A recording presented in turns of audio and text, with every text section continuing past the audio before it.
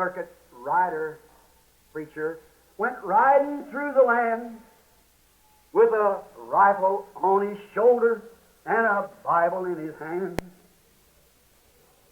He told the prairie people of a blessed promised land as he went riding, singing along, leaning, leaning, leaning on the everlasting arms, leaning,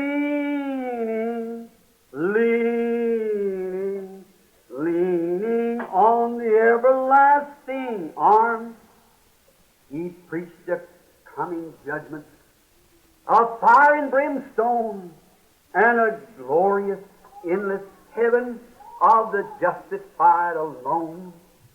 As he rode across the mountain, you could hear him sing this song. As he went riding on, there is power, power, wonder-working power in the blood of the Lamb. There is power, power, oh wonder-working power in the precious blood of the Lamb. The old circuit preacher, you remember him? See? Now his rifle's old and rusty, and is hanging on the wall. His Bible, very worn and dusty, and they seldom touched it all. That's right.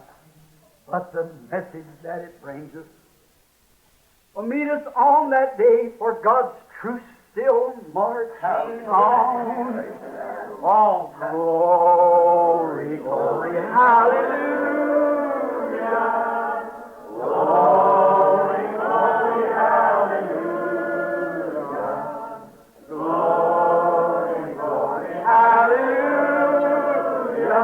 His truth is marching on.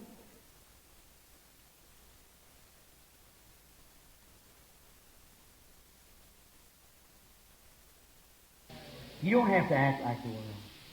You don't have to go all bound down. You're rich. Where do you find it at in the Bible? You just looked it over and thought it was just a picture book or some other true story. But it isn't. It's God's Word. You are rich. I'm the child of a king. I'm the child of the king. With Jesus my Savior, I'm the child of the king. My Father is rich with houses and land. He holdeth the wealth of the world in His hand, of ruby and diamond, of silver and gold. His coffers are full. He has riches untold. Sing it. I'm a child of the King, a child of the King. With Jesus my Savior, I'm a child.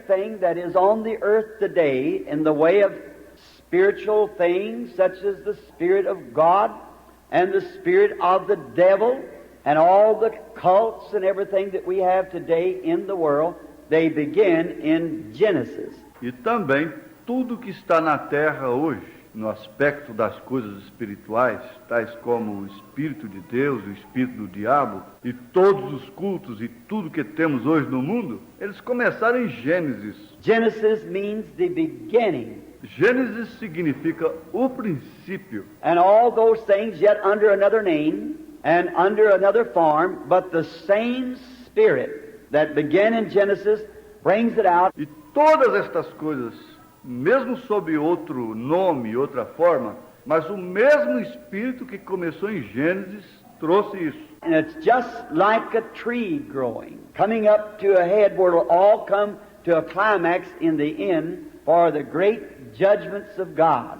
where He will settle all things. E é como uma árvore crescendo, chegando à parte superior, onde tudo isto chegará a um clímax no fim, para os grandes julgamentos de Deus, onde Ele estabelecerá todas as coisas. And all that had a beginning will have an end. E tudo que teve um princípio terá um fim. Just those things which had not a beginning has no end. Somente as coisas que não tiveram princípio não terão fim. That's why the born-again Christian has never an end, because he has eternal life. Isto é porque o cristão nascido de novo nunca terá um fim, porque ele tem vida eterna. And eternal life is a part of God's own life, for God is eternal. A vida eterna é parte da própria vida de Deus, pois Deus é eterno. And the same word, Greek word, Zoe, that says God's life, when Jesus speaks and said, I'll give unto them eternal life, that same word is used again. E a mesma palavra no grego, a palavra Zoe, é a vida de Deus. Quando Jesus falou e disse, eu lhes dou a vida eterna, esta mesma palavra é usada outra vez. Therefore, a man being born again, his spirit has been changed and he becomes a part of God. Portanto, homem que nasce de novo, seu espírito é mudado e ele se torna parte de Deus. Insomuch that he is a son of God. Tanto que ele é filho de Deus. And he's just as eternal as God is eternal, because he's a part of God by his birth, spiritual birth. E ele é simplesmente tão eterno como Deus é eterno, porque ele é parte de Deus, através de seu nascimento, nascimento espiritual. Now, Babylon was founded by a man named Nimrod, who was a son of Ham, a very evil man. Agora, a Babilônia foi fundada por um homem chamado Nimrod, que era filho de Cão, um homem muito mau. And Babylon was once the capital of the world. E a Babilônia foi uma vez a capital do mundo. When this great city was built, there all the little cities all around it paid tribute, taxes and so forth to this great city, Babylon. Quando esta grande cidade foi construída ali, todas as pequenas cidades ao redor dela pagavam tributos, impostos e assim por diante para esta grande cidade, Babilônia. And in there, if you read...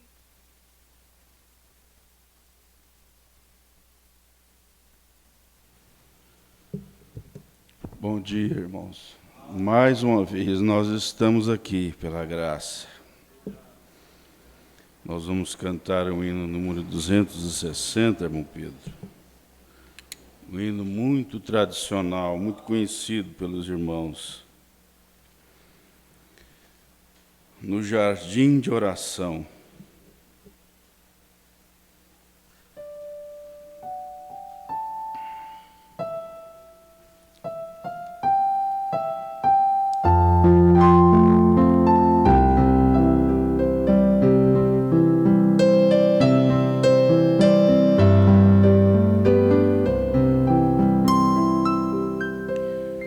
No jardim Jesus Cristo clamava, quando os ímpios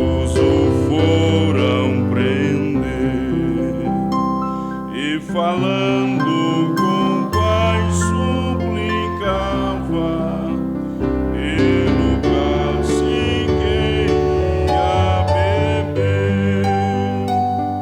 Com Jesus a minha alma deseja estar no jardim em constante oração. Quando a noite chegar e o mal me cercar, quero estar em constante oração. Qual orvalho que dá vida às flores, assim é para o crente a oração. Meus cuidados, tristezas e dores, Cristo a sabe por minha oração. Com Jesus a minha alma deseja estar no jardim em constante oração. Quando a noite chegar e o mal me cercar, quero estar em constante oração. Jesus teve completa vitória, porque sempre viveu em oração. Muitos santos chegaram à glória sob o manto da doce oração.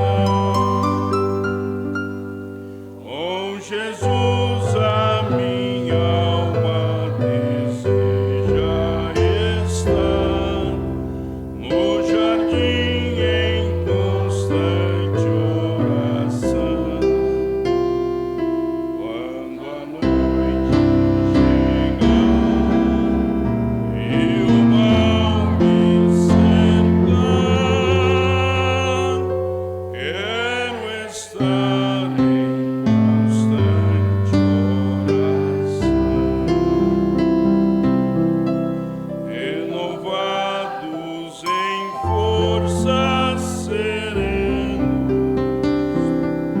nós teremos uma nova unção. E com Deus no jardim falaremos, se vivermos sempre em oração.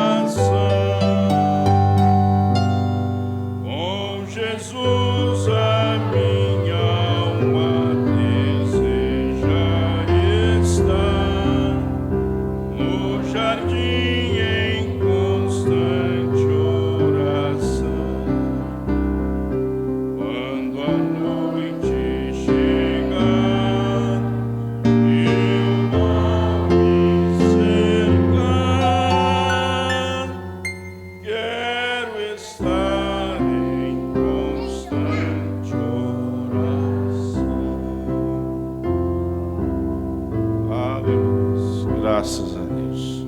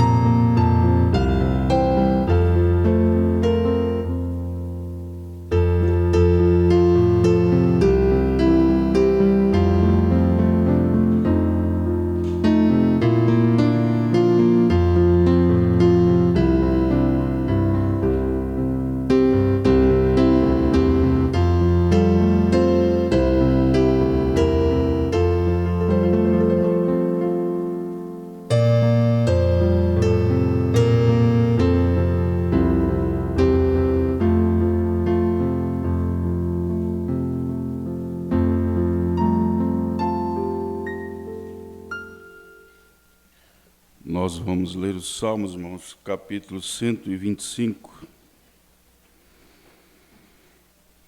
Os que confiam no Senhor serão como o monte de Sião, que não se abala, mas permanece para sempre.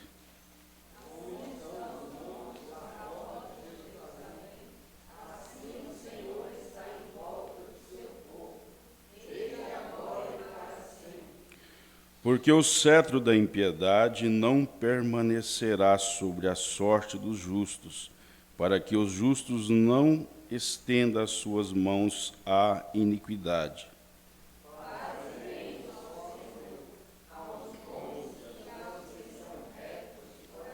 Todos.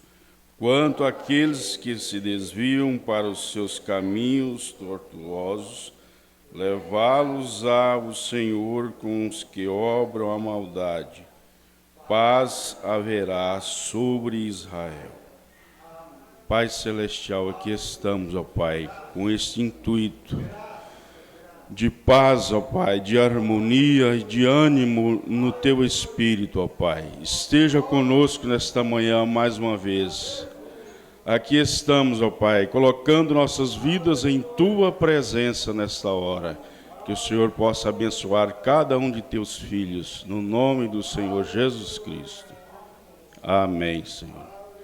Podeis assentar, irmãos. Irmão Antônio, ele pediu aqui uns minutinhos, 3 minutos, para comentar com a igreja. Isso, irmão, que eu entendi?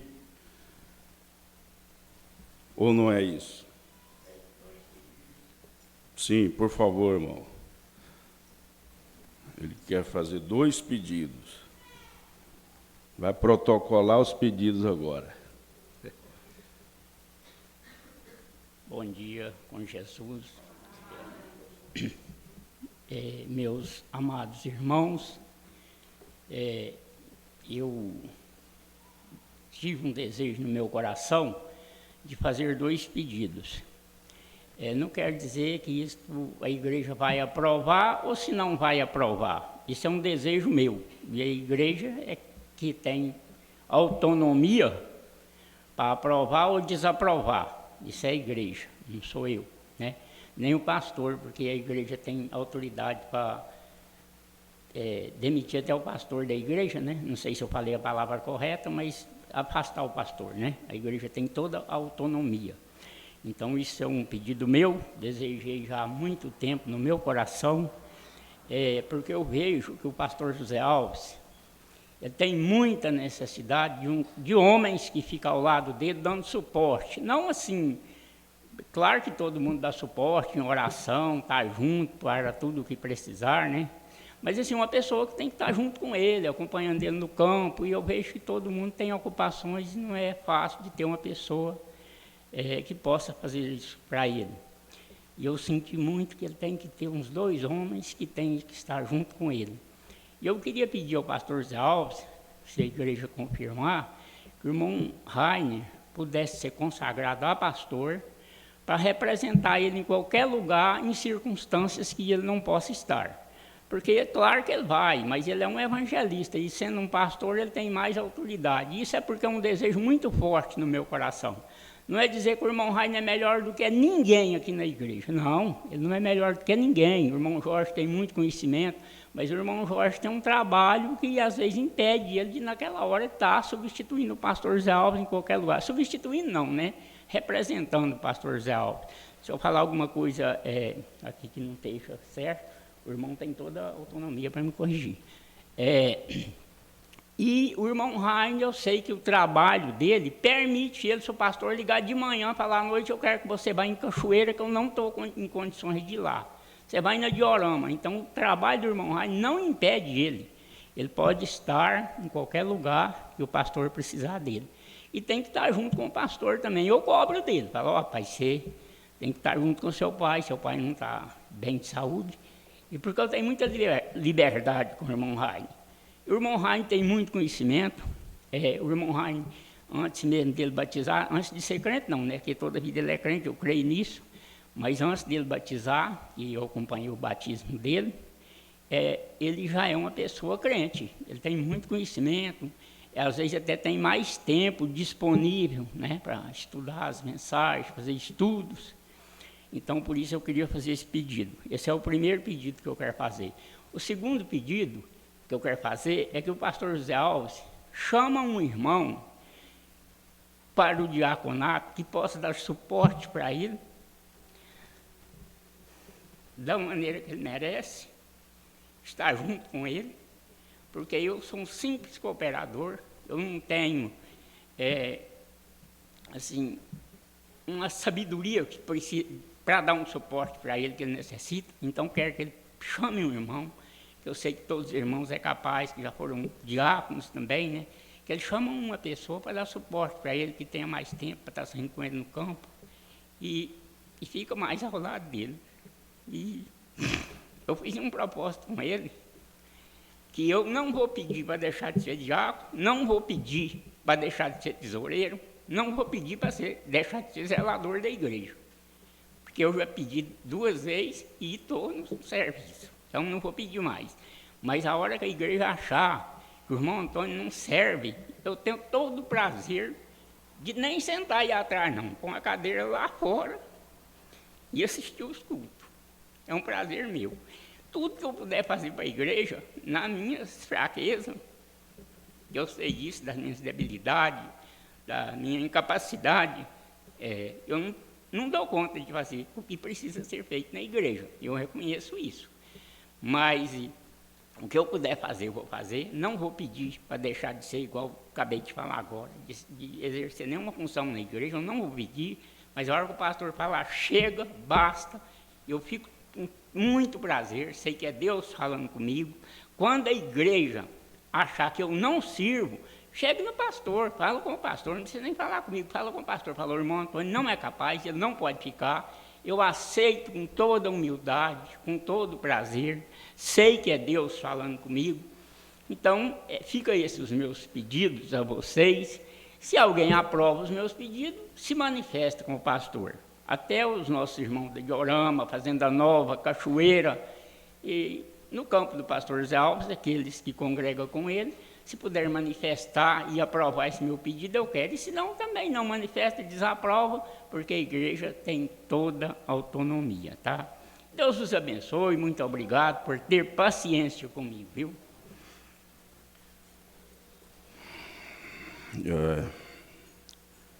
Eu esperei por uma oportunidade de comentar, falar sobre o que foi comentado com o Antônio. A gente entende que é uma pessoa que está expressando a vontade do coração dele. É um diácono dedicado, mas cabe a mim agora, oportuno, falar sobre esse assunto. Eu sempre estive ao lado do pastor aqui, como pastor, como pai. Tive essas oportunidades de estar aqui ajudando aqui no púlpito, mas em primeiro lugar nunca entendi que seria oportunidade por ter uma relação de pai e filho. Agora, em relação ao que o Antônio falou, eu entendo, é um desejo, cada um tem, ao mesmo tempo que tem as pessoas que desejam esse tipo de desejo, às vezes tem pessoas que totalmente contra. Mas o meu pensamento é que eu nunca busquei, irmãos, estou aqui ao lado do meu pai, vocês me permitem, escapuliu falar meu pai, né? Ao lado do pastor, mas eu nunca tive um interesse afinco ministerial no sentido de assumir uma responsabilidade de pastor. Nunca passou isso pela minha cabeça. Então, nós estamos aqui, acredito que cada um de nós aqui, estamos contribuindo na medida do possível. Agora, como eu acabei de falar, eu vou falar novamente. Pode ser um desejo do coração do irmão Antônio, Mas a minha posição é essa. Eu nunca tive assim aspirar essa posição. Jamais, porque é uma responsabilidade muito grande. E eu me colocando, me olhando, saindo assim, me olhando, eu não vejo. O que ele falou, ele pode até ver, mas eu não vejo capacidade assim para assumir esse tipo de compromisso. Mas nós estamos aqui ajudando, na medida do possível, contribuindo com a igreja, mas eu quero que fique bem claro, eu não tenho este interesse, essa busca, no sentido de assumir um compromisso ministerial, no sentido de ser consagrado a pastor. O senhor entende, né, irmão Antônio? Eu não estou contradizendo, eu estou dizendo a minha maneira de entender sobre o que as nossas posições aqui, principalmente a minha. Eu acho que ficou bem claro, né, irmãos? Deus abençoe, pastor José Alves.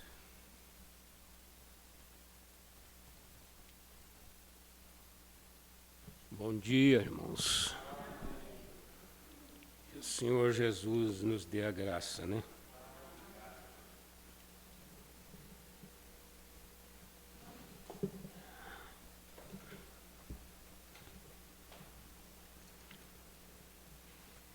Nós, como seres humanos, vivemos dentro de limitação. Eu posso pensar alto, posso pensar muito baixo. E posso pensar o nível certo. Ultimamente, nós temos passado por circunstâncias que têm nos incomodado. A preocupação com a vida, com as coisas. Tem umas coisas que chocam a gente. Uma das coisas que mais me chocou foi aquela decisão do meu irmão ficar contra mim. Quer dizer, não contra, mas circunstancialmente, por causa da esposa, ele tem mais de 1 ano que ele não fala comigo. Isso me chocou muito, porque tudo que eu pude fazer por eles, eu fiz.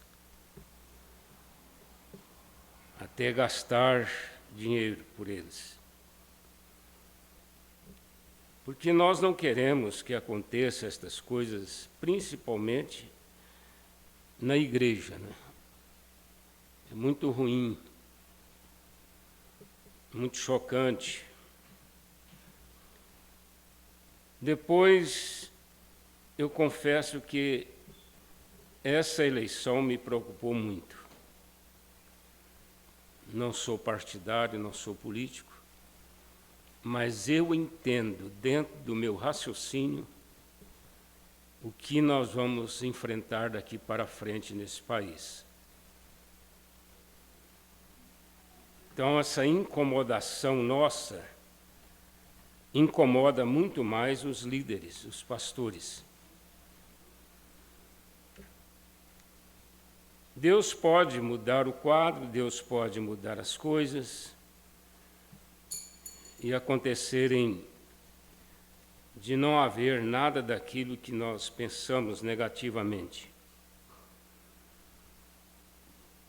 Eu já estou me conseguindo a sair disso, dessa preocupação, né? Já estou me conseguindo. Muitas vezes eu penso que já tem chegado o meu fim em relação à igreja, ao ministério, porque eu sempre fiz isto. Se eu for contar a minha história, eu gastaria dias. Pastor Isaías Alves me falou lá em Brasília, quando eu terminei de pregar no encontro regional, ele levantou do banco dele, foi lá onde eu estava, e diz assim: o senhor precisa de relatar, fazer um relatório sobre sua vida, porque ninguém te conhece praticamente. Aí eu disse para ele: não, irmão, isso aí eu não tenho, aliás, não encontro nem em condição de fazer isto. Eu admiro o pastor Eliezer Ribeiro porque ele escreve um livro todo mês, quase. O livro dele serve até de inspiração. O pastor Salomão Carlos pregou uma mensagem baseada nos livros dele. Lá em Brasília agora, o Resgate, né? Então ele escreve uns livros muito bem escritos, com muitas fotos, com muitos relatórios. E eu gostaria de escrever um livro daquele, mas não dou conta. Ao terminar aquela mensagem lá em Brasília, o pastor Gideão me mandou esse bilhete aqui, ó, me entregou ele. O senhor nem imagina o quanto me ajudou. Deus te abençoe muito, muito mesmo, com sua família e ministério. O pastor Joraci Cardoso me ligou ontem à noite. E ele sempre me liga para me dar uma palavra de ânimo, porque nós somos companheiros desde 1970. Aí ele diz assim: olha, o senhor precisa de saúde, porque o senhor é uma das colunas da mensagem no Brasil. E nós precisamos do senhor. Nosso plenário precisa do senhor. Então, uma palavra daquela deixa a gente mais encorajado, mais responsabilizado. E aí é onde nossas fraquezas ficam desafiadas, né? Vem uma palavra que desafia nossas fraquezas. O momento ele é muito apreensivo do que está acontecendo na mensagem. O irmão Brana disse que se ele colocasse a mente nestas coisas, ele ficaria louco. Ele ficaria louco. Eu tenho pensado a mesma coisa. Quando eu vejo o segmento da mensagem, depois da partida do pastor Joaquim Gonçalves, apesar de que ele teve uma direção de Deus, porque Deus não tem duas direções, tem vontade permissiva, mas direção ele só tem uma. Quando ele estabeleceu Jonas Pimentel para ocupar o seu lugar. Às vezes eu fico pensando assim, como Deus muda o quadro. No encontro que nós tivemos aqui em 97, 2007, aliás, o pastor Joaquim Gonçalves empolgou muito com o nosso ministério aqui local. Pelo que ele viu acontecendo desde o primeiro dia, lá na Mansão Verde, os cultos, trabalho, a escola dominical, trabalho, companheirismo com o povo. Apesar de que ele ainda não tinha visto tudo isso, mas ele falou para o Jonas Pimentel na nossa reunião privada. Ele diz assim: você não é pastor. Aí me referiu como pastor e diz assim: o seu ministério ele é igualzinho do Mauro Cardoso. Vocês dois são muito idênticos. E virou para o pastor Jonas Pimentel e disse: você não é pastor, você é diácono. Eu sei que o pastor Jonas Pimentel sofreu muito com aquilo. Ele passou uns meses muito triste. Mas Deus permitiu ele falar aquilo para mostrar um quadro completamente diferente. Porque foi exatamente o homem que era diácono que assumiu o ministério dele em Goiânia e no Brasil. E com muita propriedade. Ele não está lá como uma bengala, não. Ele está lá com muita propriedade. Simples, mas Deus precisava de simplicidade. Porque se houvesse alguém que tivesse um dom de mestre, de grande homem, talvez atrapalharia tudo. Então Deus precisava da simplicidade, de um ministério que tivesse a fidelidade, como aconteceu. E hoje nós estamos muito descansados com relação ao destino desse companheirismo que ele está cada dia mais fechando com os pastores que haviam saído. Cada dia eles estão unindo e todos que estão vindo é num espírito humilde, submisso e de poucas palavras. Então a gente fica agradecido por isto, mas que é preocupante o destino da mensagem, como vamos dirigir o povo. Eu tenho classificado, isso é uma particularidade minha, os pregadores em três condições. Existem pastores que pregam mensagens evangelísticas. O tempo todo, o ministério dele sempre vai ser aquilo. Não quer dizer que ele não seja pastor. Tem o intermediário. Eu vou dar um exemplo aqui.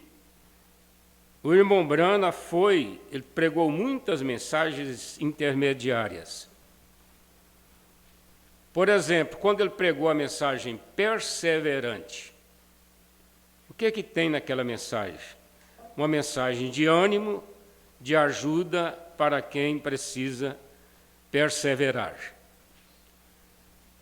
Então, a mensagem intermediária, ela não tem doutrinas, ela não tem mistério, ela não está trazendo nenhuma revelação nova do Apocalipse.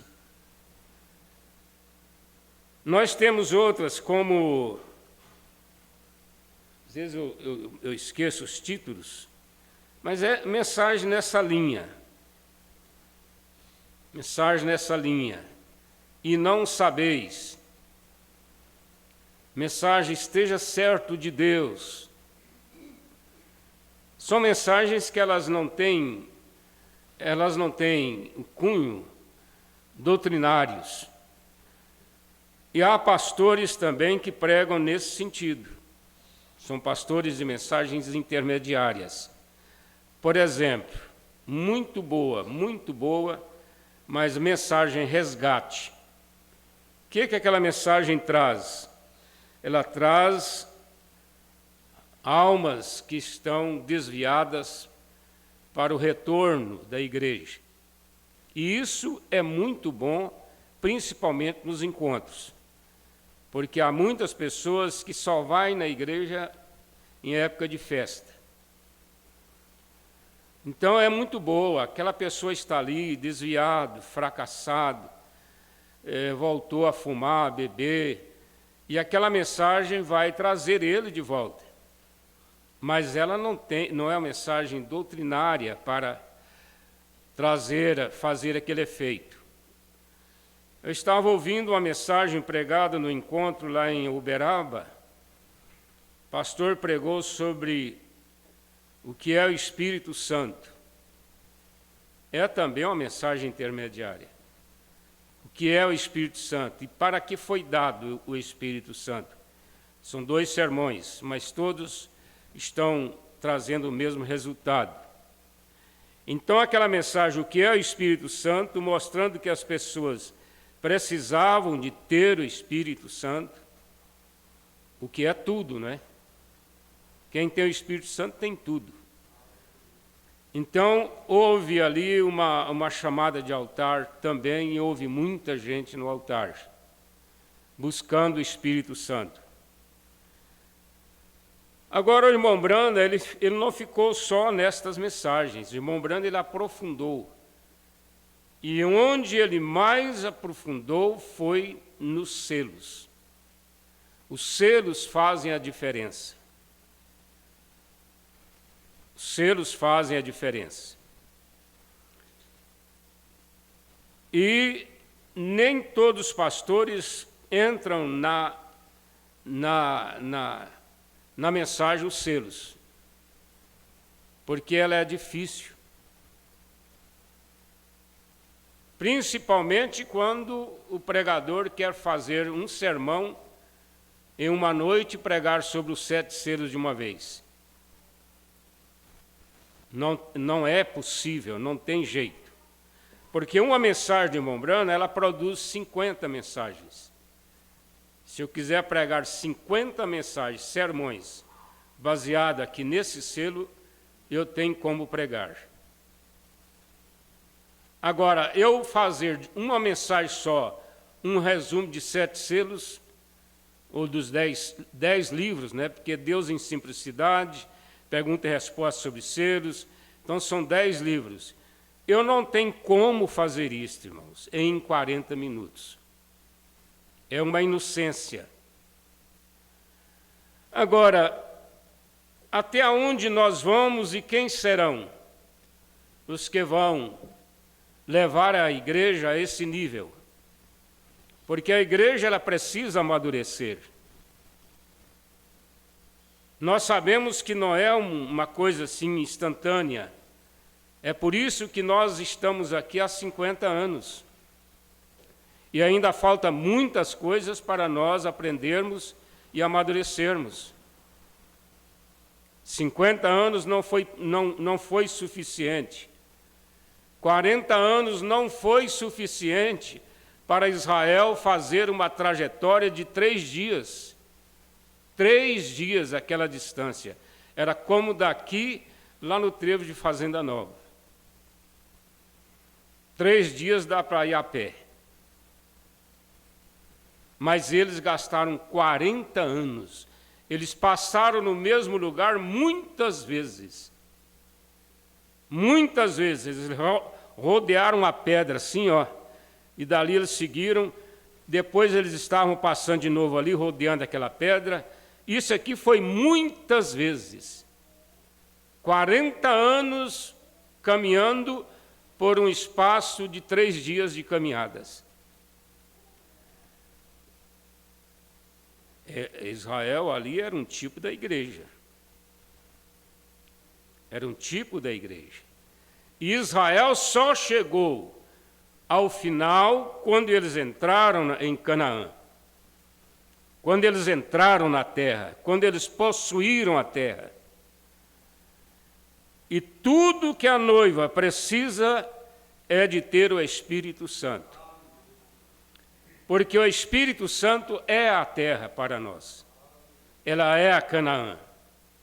Em Canaã, eles ainda lutaram.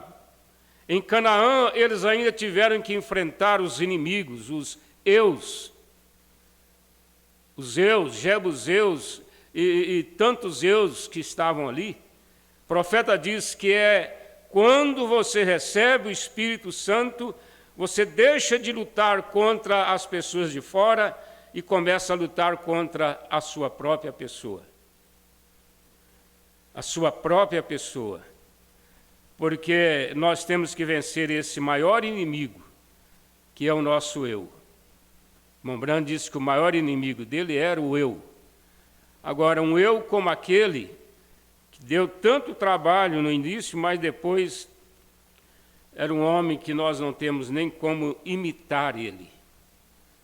A vida cristã que ele levava, a fidelidade, a honestidade, a maneira como ele servia a Deus, como ele era tão sensível.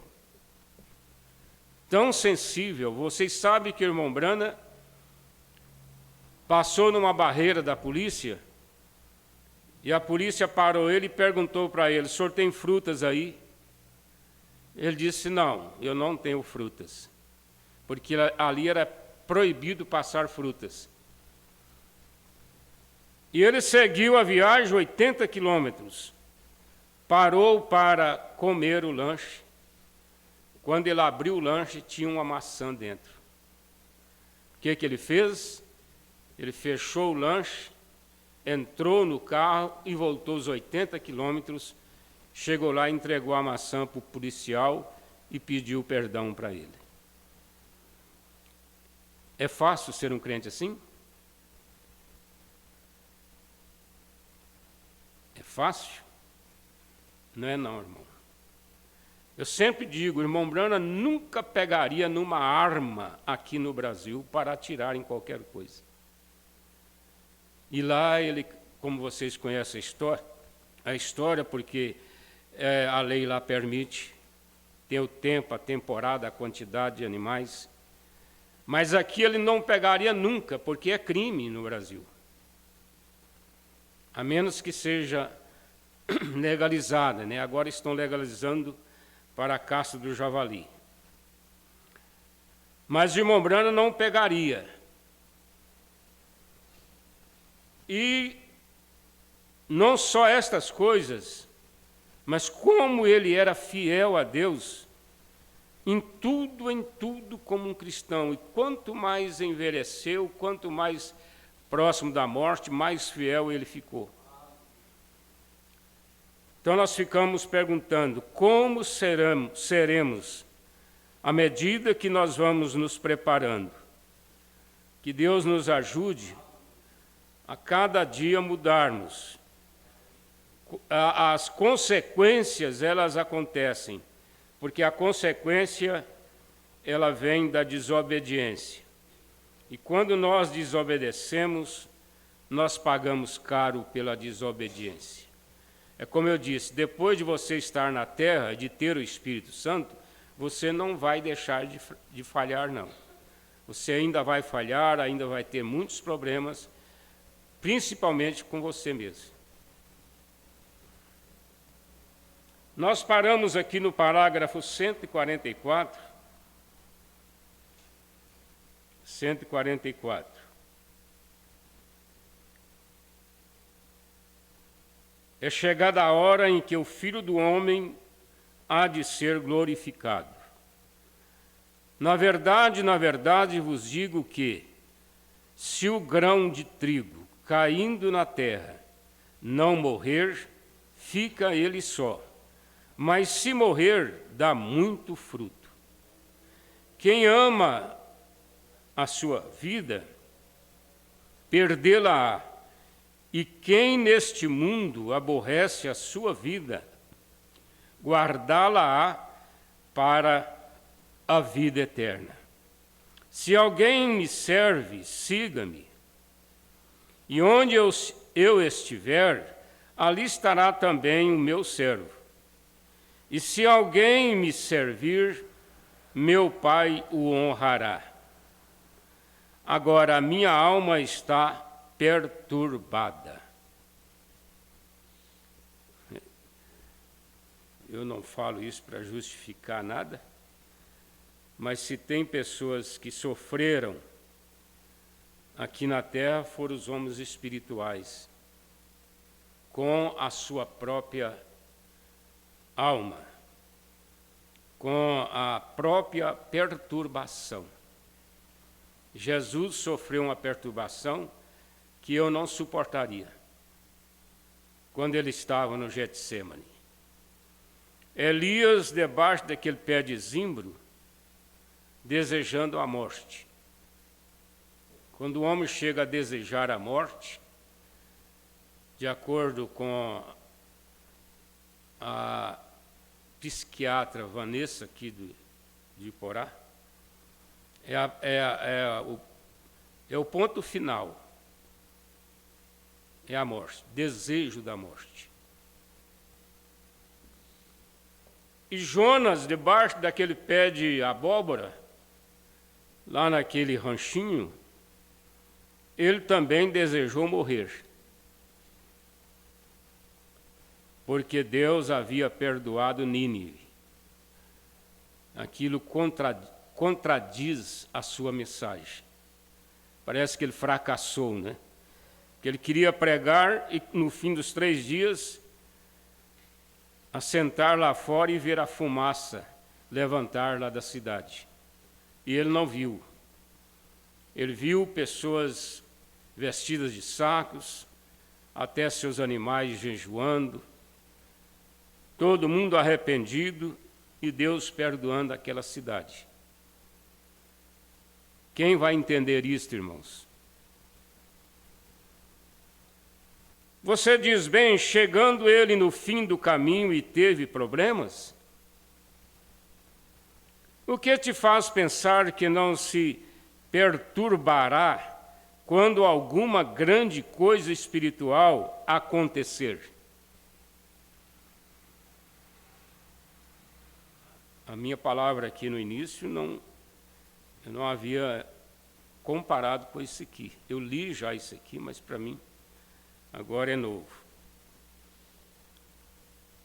Que não se perturbará quando alguma grande coisa espiritual acontecer. Oh, que coisa! Agora a minha alma está perturbada. Foi Jesus falando. E o que direi eu? Pai, salva-me desta hora, mas para isso vim a esta hora. Pai, glorifica o teu nome. Então veio uma voz do céu que dizia, já tenho glorificado e outra vez o glorificarei. Ora, a multidão que ali estava e que a tinha ouvido, dizia que havia sido um trovão. Um trovão. Ninguém entendeu nada do que foi falado lá. Aquela voz dizendo com Jesus, já tenho glorificado e outra vez o glorificarei. Eles não entenderam nada, só um trovão. Aquilo ressoou. Então, quando o cordeiro tomou o livro e rompeu aquele primeiro selo, Deus falou do seu trono eterno para dizer que aquele selo era para ser revelado. Mas quando foi colocado diante de João, era um símbolo. E quando João viu, aquilo ainda era um mistério. Era um símbolo, era um mistério.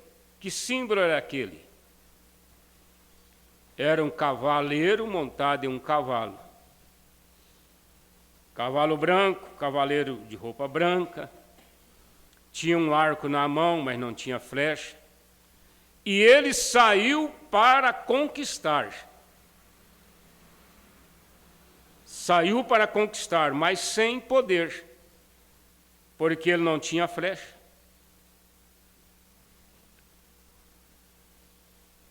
Então veja só, um cavalo branco, um cavaleiro montado sobre ele, e parece que até galopando, né? Com aquele arco na mão, para encontrar os seus inimigos, porque ele queria vencer. Nem mesmo a ele foi revelado, então, e não pode ser a ele quem? A João, né? Não foi revelado a João nada do conteúdo. Lembra do pergaminho?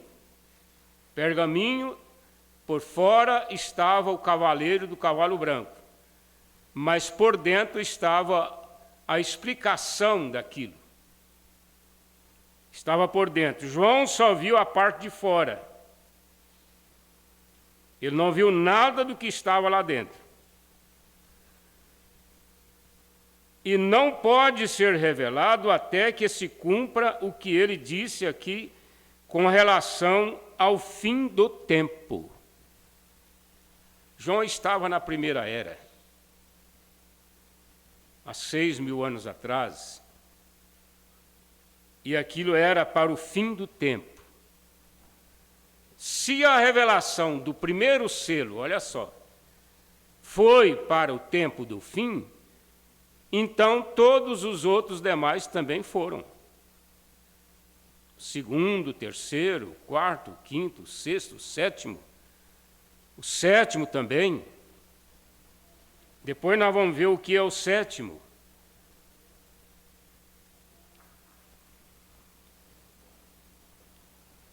Quando trovejou, recordem, o ruído forte de um trovão é uma voz de Deus. Isto é o que a Bíblia diz, vem? Um estrondo de trovão. Eles acharam que era um trovão. Só escutou aquele barulho, né? Mas era Deus.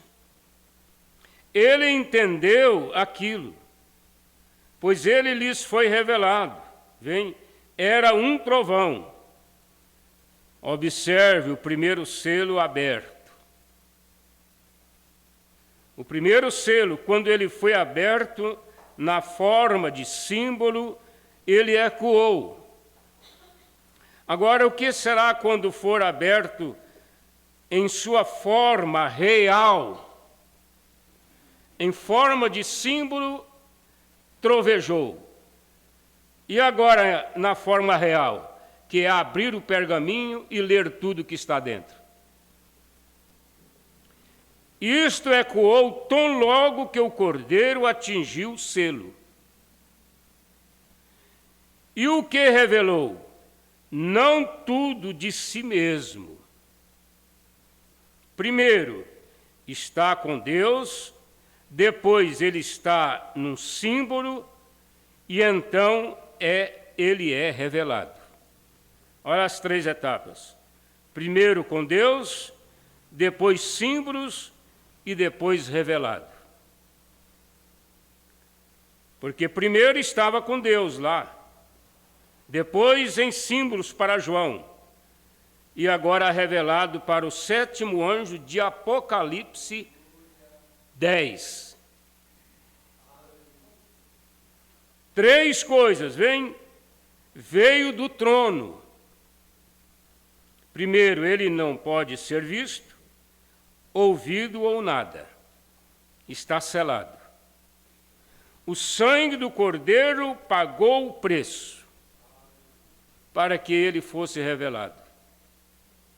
Se Jesus não tivesse ido ao Calvário, irmãos, se Jesus não tivesse derramado sangue, este selo nunca seria aberto. Nunca seria. E isto ecoou quando ele falou. E quando ele o fez, o cavaleiro do cavalo branco saiu. E ainda era um símbolo. Agora observe. Ele disse que isto seria conhecido no último dia. Conhecido o que está dentro deste selo. Mas veio em um símbolo da igreja. Como desculpa, um símbolo de igreja. Você compreende isto, igreja? Veio em um símbolo de uma igreja, que eles ali sabiam ser um selo. Mas realmente o que é? Ainda eles não sabiam, porque é um cavaleiro do cavalo branco. cavaleiro do cavalo branco, simbolizando uma igreja. Vocês sabem que esta igreja, ela começou no ano 325 depois de Cristo. Ali começou, foi quando esse cavaleiro montou nesse cavalo.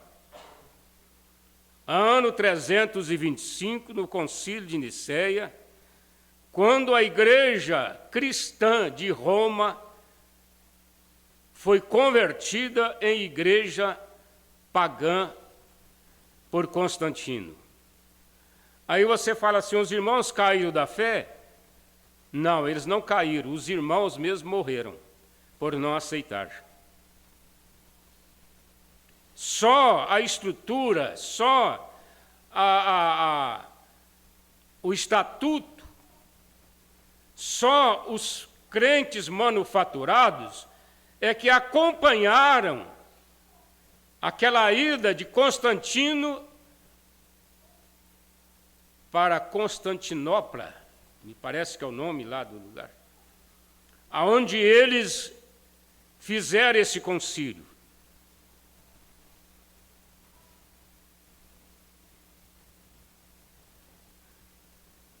Deixa eu ver aqui. E isto só é para ser revelado nos últimos dias.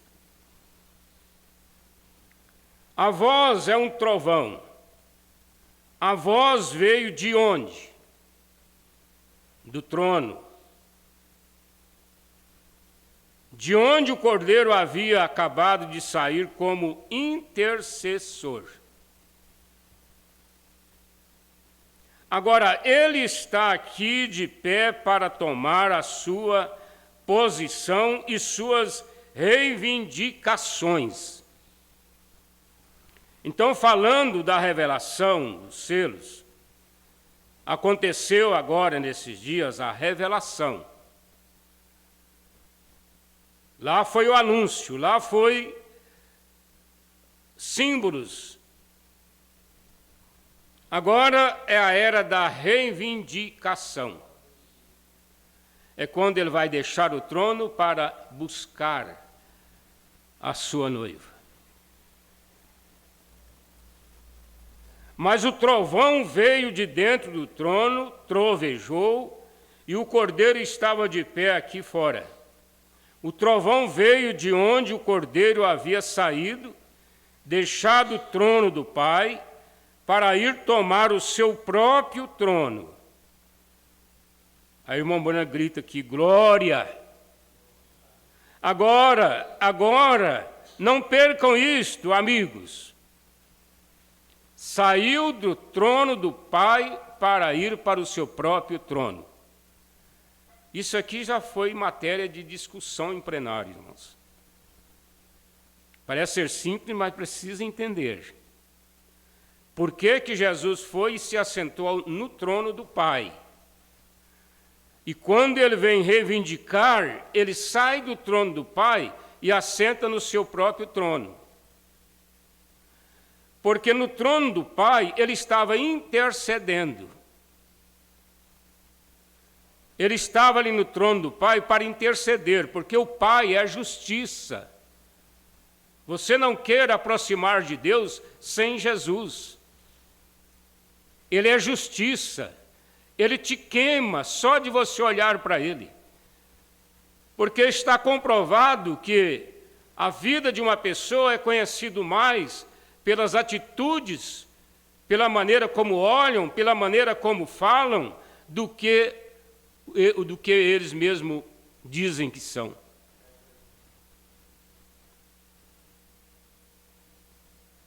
A ciência está chegando aí, irmãos.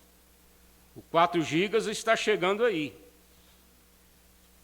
Eles vão conhecer você ao entrar no banco e saber o que você tem, o que você gosta, o que você quer, o que você vai fazer. Só de entrar lá na porta do banco. Já estão falando isto. Agora, Jesus ficou ali no trono do Pai, intercedendo. Mas quando ele sair do trono do Pai, aí o trono vira justiça. Deus é justiça. Porque ele vem para o seu próprio trono. E no seu próprio trono, ele será rei. No seu próprio trono, ele vai governar aqui nessa terra. Os ímpios serão cinzas. A noiva do Senhor Jesus Cristo, ela vai pisar na cinza desses políticos ímpios. Não com vingança, não é isso. Mas essa é a razão, essa é a verdade. Vamos caminhar sobre a cinza deles. Por quê? Porque eles serão queimados na grande tribulação.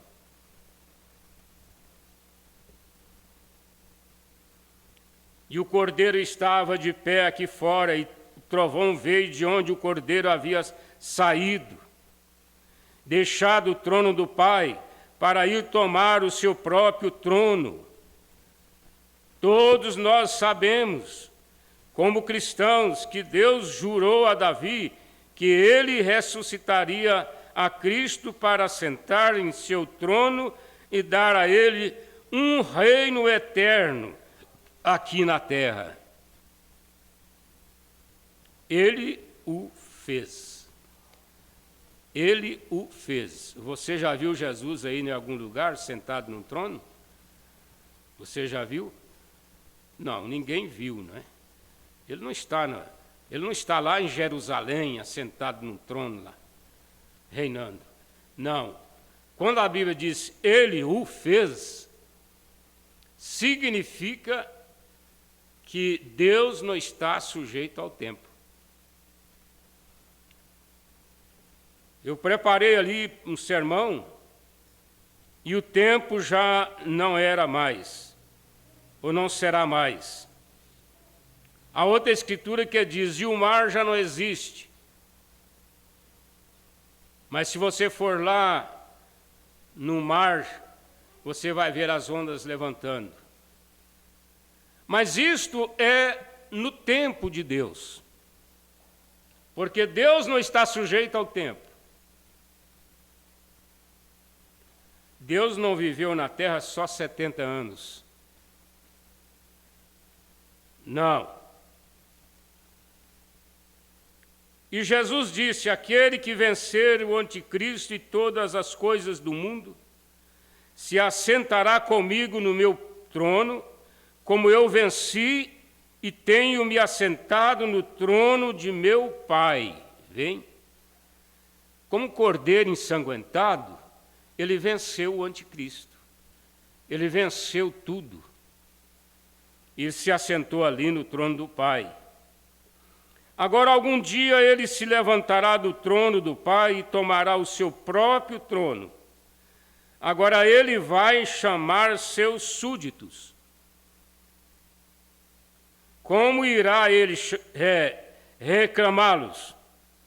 Ele já tem o livro da redenção em sua mão. O livro da redenção contém nossos nomes. Então ele vai abrir o livro e vai começar. Será que é ordem alfabética? No A. Adão, fulano de tal. E Antônio, fulano de tal. De repente ele chega no B.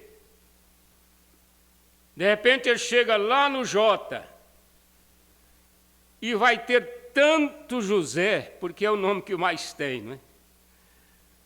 José, José, José, José, José, mas ele vai chegar no Alves Rodrigues. Então ele vai chamar os súditos.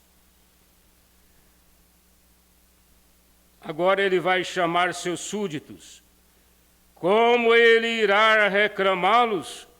Ele já tem o livro da redenção em sua mão. Glória! Oh, sinto vontade de cantar um hino. Em breve o cordeiro levará a sua noiva. para estar para sempre a seu lado. Todas as hostes do céu se reunirão. Será um cenário glorioso. Todos os santos de branco imaculados. E com Jesus festejaremos eternamente. Aleluia. Oh, que coisa! Falar a respeito de assentar agora em lugares celestiais. O que isto será? Se podemos nos sentir desta maneira, assentados aqui embaixo na terra, antes do rapto chegar, nesta condição em que estamos agora, e pudermos nos alegrar de pé ao redor das paredes e de pé na chuva, apenas para ouvir isto. Como será quando nós ouvirmos assentados ali? Oh, que coisa! Oh, que será em tempo maravilhoso! Irmão José Pernambuco sair lá da fazenda cedo e vir aqui para ouvir estas coisas. Vocês saírem de casa e vir aqui para ouvir estas coisas. Ontem eu estava vendo um vídeo lá da África, Moçambique. Aqueles pastores tão simples, eles fizeram uma festa na igreja, porque ia consagrar 5 homens na igreja. Aí eles fizeram uma festa e pregaram e cantaram, e aquela alegria, aquela alegria que eu gostaria de estar ali com eles. De repente falou, agora nós vamos almoçar, todos juntos, vamos almoçar. Aí pegaram aqueles caldeirões com as polentas e feijão cozido, se assentaram ali, e pegava a polenta, passava no feijão e comia e dava uma risada. Aquela alegria toda em estar comendo juntos, polenta com feijão cozido. Irmãos, vocês não sabem o que é o espírito de humildade, de alegria. Quantas pessoas estão nesta hora assentado ou quase indo para um grande restaurante de luxo, sem alegria, chegando ali só tristeza, bebendo uísque para aliviar a consciência. A diferença está aí. Os ricos estão nesta hora bebendo uísque para melhorar o astral deles. E aqueles negros, com aqueles dentes brilhando, dando risada por estar comendo polentas com feijão cozido. Que coisa, que diferença! Quem que explica isto?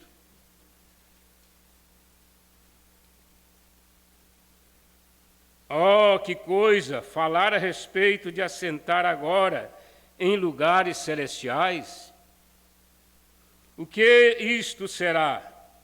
Se podemos nos sentir desta maneira, assentados aqui embaixo, na terra, antes do rapto chegar, nesta condição em que estamos agora, e pudermos nos alegrar de pé ao redor das paredes, porque a igreja lá enchia, o povo tinha que ficar em pé. E era assim, eles vinham meia-noite, ficavam debaixo da chuva, até o dia amanhecer, até chegar a hora de entrar, e depois ainda ficava de pé 5 horas ou mais ali. Só para ver estas coisas nos lugares celestiais. O que é batismo com o Espírito Santo? É regozijo nas tribulações. É regozijo, é alegria.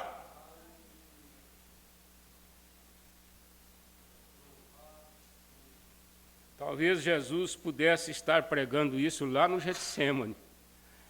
Mas ele estava pregando, ele não estava levando a igreja toda a viver sofrendo o Getsêmani para sempre. Não.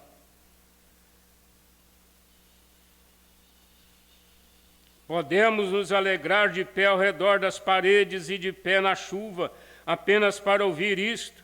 Como será quando nós o virmos assentados ali? Oh, que coisa! Oh, será um tempo maravilhoso! Será de que a sua cadeira lá? Será de quê? De mofada? De algodão? De ouro? De madeira?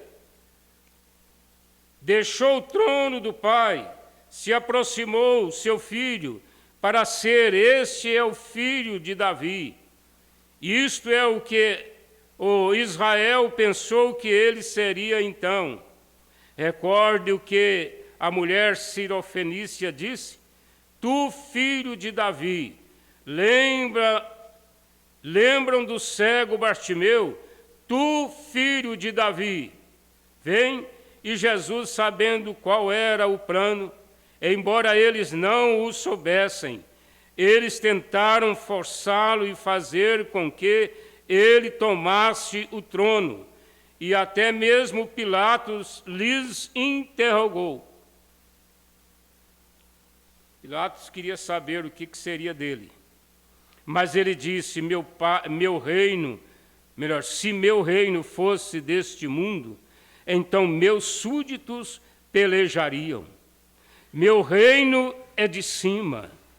Mas ele disse: quando forem orar, orem, venham a nós o teu reino. Seja feita a tua vontade, assim na terra como no céu. Amém. Quão gloriosa é esta grande coisa.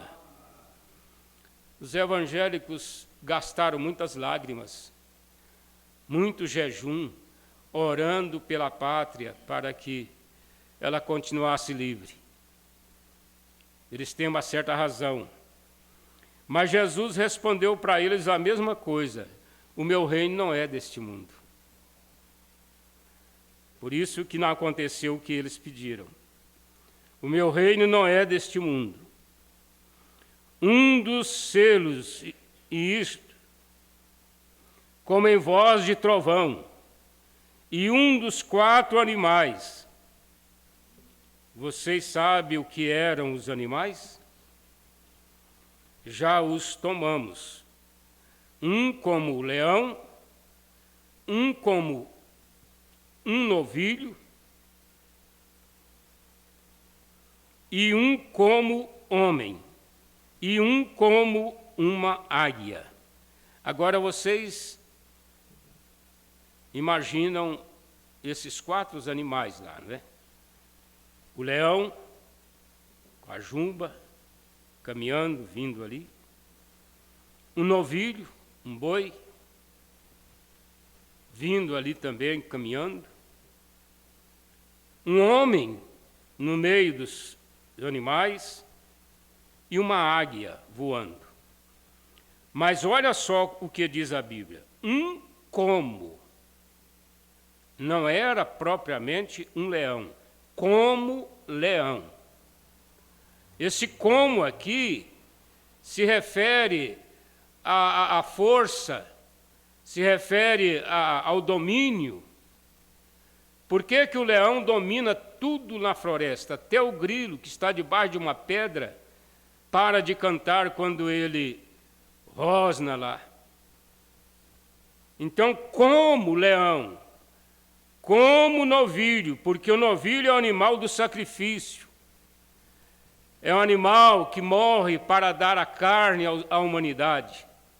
É um animal que trabalha na canga, puxando o carro. Ele é o animal do sacrifício. Então é como um homem. O que o homem tem de maior, de melhor do que esses 2 primeiros animais? Ele tem a inteligência. Então o homem, aqui se refere à inteligência do homem.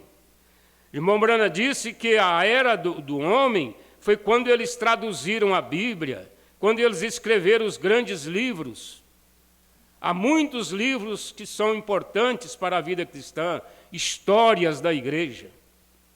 Então representa o homem, e a águia, que é o profeta.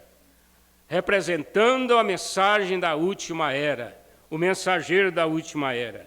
Agora, este primeiro animal disse, observe, cada vez há um animal diferente, até aqueles 4 cavaleiros passarem. Há 4 animais e há 4 cavaleiros. O do cavalo branco, o cavalo negro, o cavalo vermelho, do cavalo amarelo. Cada vez que passava um, aqueles animais estavam ali vigiando eles, de olho neles, naqueles cavaleiros. Um dos animais dizendo, vem ver. Ele ouviu o barulho de um trovão. Então, quando esse animal chamou para ver, ele estava chamando para eles verem o que era aquele cavaleiro. O que era aquele cavaleiro. Muito embora aquele trovão não explicou nada. Aquele trovão não revelou nada. Quando o cavaleiro chamou e disse, melhor, o animal chamou e disse, vem ver, houve um trovão. O animal continuou em frente, o cavalo continuou em frente, mas ninguém entendeu nada. E ele ouviu o barulho de um trovão, e um dos animais disse, agora vem ver. Em outras palavras, agora aqui está o cordeiro de pé, e João ali fora de pé, observando aquilo acontecer. Importante, né? João de pé lá na frente, só observando. O cordeiro veio do trono como se ele houvesse sido morto. O sangue o cobria todo. Esse cordeiro todo molhado de sangue. João viu ele molhado de sangue. Cobria todo. Ele foi aquele que foi encontrado digno. E quando ele tomou o livro, então todos começaram a gritar e a se comportarem daquela forma.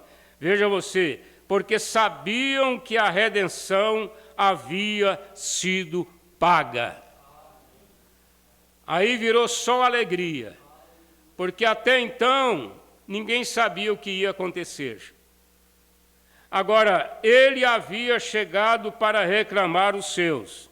Então ele tomou o livro, se colocou ali fora diante de João, e ele puxou aquilo para trás e rompeu o selo, puxou o selo para baixo, e quando ele puxou o selo para baixo, um trovão ressoou por toda a parte. E quando o trovão ecoou, sem dúvida, João deve ter saltado nos ares quando um trovão ecoou. Que barulho bonito, né, irmãos? Maravilhoso. Então, um dos 4 animais disse, agora venha ver o que é, o que está revelado aqui debaixo. Oh, que coisa! João escreveu o que você vê. Ou melhor, João, escreva o que você vê. E então João olhou, viu o que aquilo era. João foi ver o que o trovão disse. Foi então que esta criatura disse a João, venha ver qual é o mistério que está sob o primeiro selo. O irmão Brana bate no púlpito 4 vezes. O trovão, a voz do Criador, havia declarado. Agora, ele deve ter conhecido o que estava ali. Vem, oh, que coisa! Mas pense agora, ele escreveu isto. Quer dizer, ele escreveu só os símbolos, né? Mas quando ele começou a escrever aqueles outros 7 trovões, ele disse, não o escrevas. Ele estava comissionado a escrever tudo o que ele visse. Ele tinha recebido uma ordem lá atrás, ó João, fica aí só escrevendo o que você viu. Mas quando estes selos, ou 7 trovões, ecoaram lá em Apocalipse 10, lhes foi dito, não os escreva de modo algum. Eles são mistérios. A igreja, vamos pegar isso aqui, ó. Por que que o Mombrana referiu-se a Apocalipse 10? Quando ele ecoou aqui em Apocalipse 10, você vai ler, já li isso aqui muitas vezes, você vai ler, já preguei muitas vezes, e você vai ler de novo e vai aprender. Olha só, Apocalipse 10. E vi outro anjo forte que descia do céu, vestido de uma nuvem. E por cima da sua cabeça estava o arco-íris, o arco celeste. E o seu rosto era como o sol, e os seus pés como colunas de fogo. E tinha na sua mão um livrinho aberto, e pôs o seu pé direito sobre o mar, e o esquerdo sobre a terra. E clamou com grande voz, como quando ruge um leão. E havendo clamado, 7 trovões emitiram as suas vozes. Aqui está Jesus, assentado, recebendo os trovões. E quando eles ecoaram, havendo clamado, os 7 trovões emitiram as suas vozes. E quando os 7 trovões acabaram de emitir as suas vozes, eu ia escrever, mas ouvi uma voz do céu que me dizia: sela o que os 7 trovões emitiram e não o escrevas. E o anjo que vi estar sobre o mar e sobre a terra levantou a sua mão ao céu e jurou por aquele que vive para todo sempre, o qual criou o céu e o que nele há, a terra e o que nela há, o mar e o que nele há, que não haveria mais demora. Agora acabou o tempo. Agora acabou o tempo. Não há mais demora.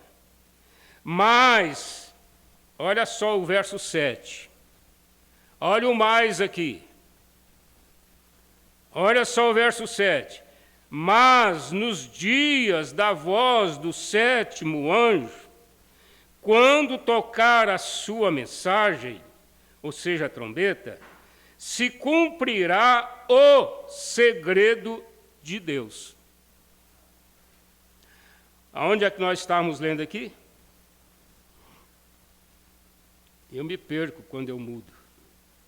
É no verso 167.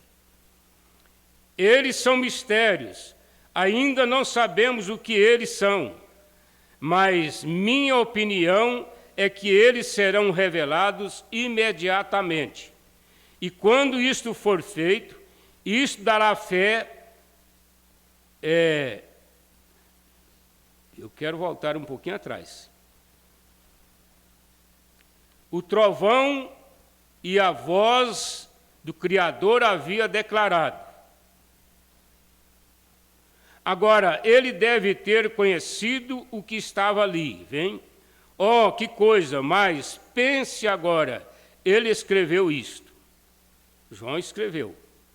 Mas quando ele começou a escrever aqueles outros 7 trovões, ele disse: não o escrevas. Ele estava comissionando a escrever tudo que ele visse. Mas quando estes 7 trovões ecoaram lá no Apocalipse 10, lhes foi dito: não os escrevas de modo algum. Eles são mistérios. É aqui que eu queria chegar. Eles são mistérios. Agora o 10, 7. Mas nos dias da voz do 7º anjo, quando tocar a sua trombeta, se cumprirá o segredo de Deus. Segredo é mistério. Como anunciou aos profetas seus servos, quem está comissionado a revelar estes trovões é o 7º anjo. O sétimo anjo nós sabemos que é o ministério de William Branham. Ele está comissionado a revelar. Agora vamos voltar aqui. Olha só. Mas quando ele começou a escrever aqueles outros 7 trovões, porque foram 7 trovões, de repente outros 7 trovões, na revelação a João, foi trovão. E agora, na abertura destes selos, trovão de novo. Trovões. E ele disse, não os escrevas. Ele estava comissionado a escrever tudo o que ele visse. Mas quando estes 7 trovões ecoaram lá em Apocalipse 10, lhes foi dito, não os escrevas de modo algum. Eles são mistérios, ainda não sabemos o que eles são, mas minha opinião é que eles serão revelados imediatamente. E quando isto for feito, isso dará fé para aquela graça arrebatadora. Estão vendo aonde a fé está amarrada? Está vendo aonde a fé está pega? Segura? É na revelação dos trovões. Dará fé para aquela graça arrebatadora, para que a igreja se mova. Sai desse atoleiro. Sai desse embaraço. Sai dessa vida. Eu estou pregando para mim. Sai disto e se mova. Agora, alguém tem me perguntado, e o 7º selo foi revelado? O 7º selo, irmãos, foi revelado. Ele só não foi cumprido. Porque nem todos os selos revelados se cumpriram. O 6º selo ainda não cumpriu. Porque o 6º selo é a grande tribulação. O irmão Branham disse que é uma erupção na natureza. O 6º selo vai despertar os vulcões adormecidos. O 6º selo vai trazer, vai parar a chuva na terra. Não vai chover mais depois que começar a grande tribulação. O 6º selo é seca na terra. O 6º selo é o ministério, as pragas de Moisés.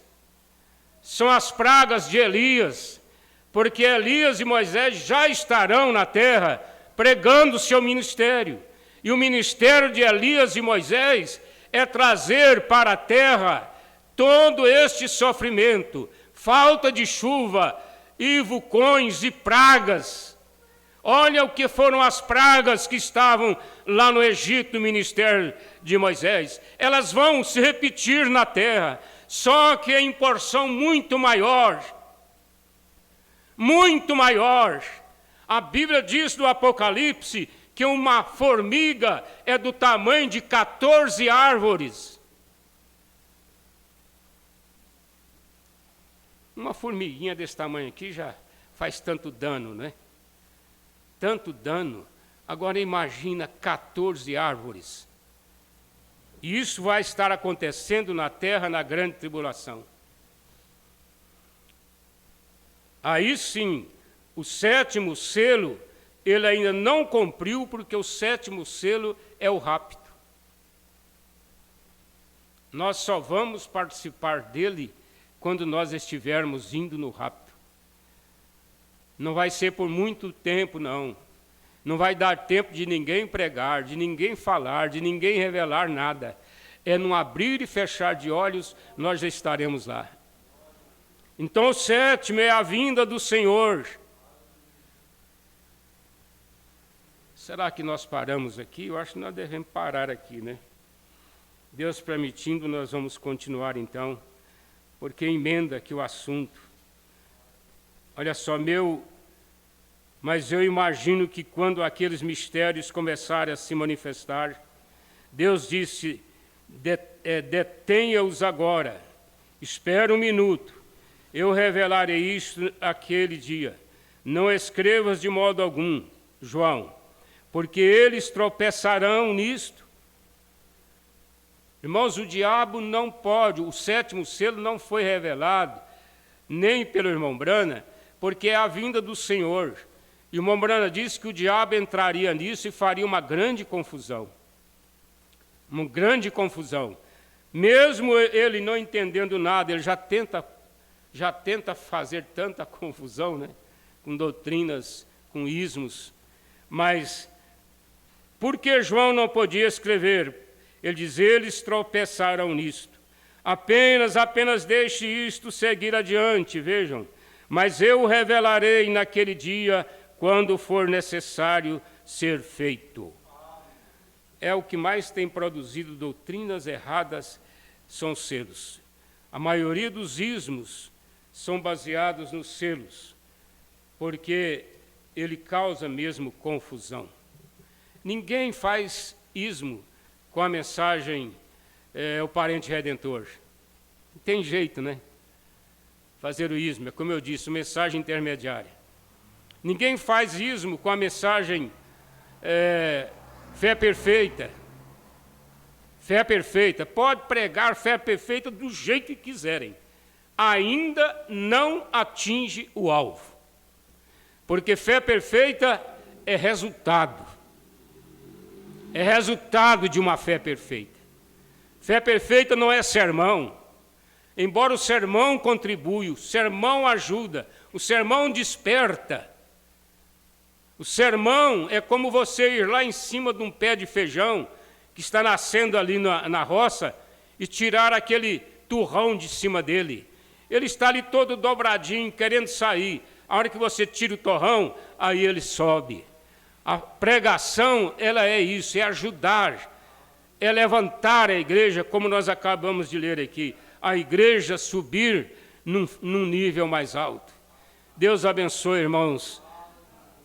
Quantos estão lembrando que teremos ceia hoje? Ah, todo mundo está. Graças a Deus. Então, nós teremos a ceia do Senhor a partir das 18h40. Nós já começamos aqui com a mensagem do irmão Brana. Aqui nós temos ainda um pedido de oração pela irmã Marli, que fará uma cirurgia no dia 9. Vamos orar. Senhor nosso Deus, há muitos pedidos de oração nesta hora. Muitas mãos levantadas, ó Pai. O Senhor atenta para cada um deles. O Senhor ajude, ó Pai. Nós te rogamos agora, nos dê força, nos dê graça, nos dê a unção dos céus, ó Pai. Nós te pedimos nesta hora, em nome de Jesus Cristo. Abençoe a cirurgia que a irmã Marli fará. O Senhor cuida de tudo, ó Pai, dos médicos, do remédio, em nome de Jesus Cristo. Amém. Graças a Deus. O irmão Valdivino e família, na fazenda Serra do Facão. Ô irmão Valdivino, Deus te abençoe, meu irmão, com sua família. Fico feliz de vocês estarem aí firmes, né? O irmão José Antônio e família em Cachoeira. O irmão Paulo Pires, Goiânia. Como? Ah, é o Paulo Diniz. Deus te abençoe, irmão Paulo Diniz. E o irmão Emílio Alves em Cachoeira e a irmã Divina em Pilolândia. Deixa eu pegar meu celular. Ele está aí. Às vezes há irmãos que comunicam através do celular aqui. E eu fico devendo também a comunicação deles, né? Eu tenho certeza que o irmão José Maria, lá no sítio Recanto das Águas, no Surami, próximo a Altamira, ele está conosco. Deus abençoe vocês. Olha aqui, a irmã Sara de Cachoeira, ela não perde um culto. Deus te abençoe, irmã Sara. A irmã Cláudia, aqui na fazenda Buriti, que Deus te abençoe. O irmão Miguel, em Fazenda Nova, Deus te abençoe. Todos vocês são abençoados por Deus, através da palavra. Então vamos para casa, à noite nós estaremos aqui para a ceia do Senhor. Nesse caso aí é outra mensagem, né, irmão Pedro? Ou é a ceia mesmo?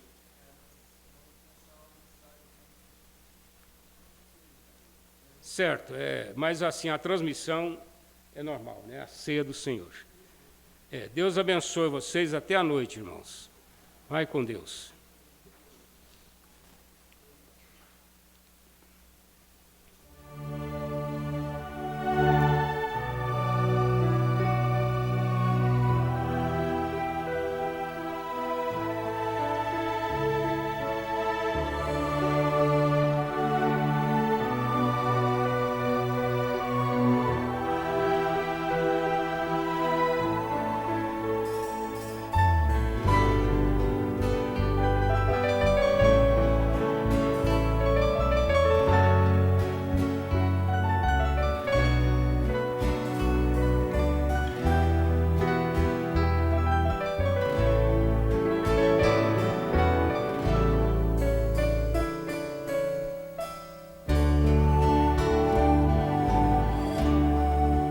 Tenho um Deus que é real, forte e leal,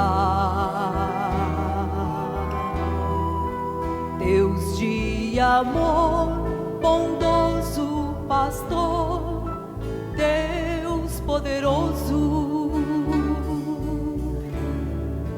Tenho um Deus que é real, Deus de amor, que busca e transforma pedaços quebrados de vidas aflitas. Deus que liberta, sacia o sedento, tal qual no deserto com o povo amado. Deus de vitórias, Deus de alegrias, só em Cristo existe a paz.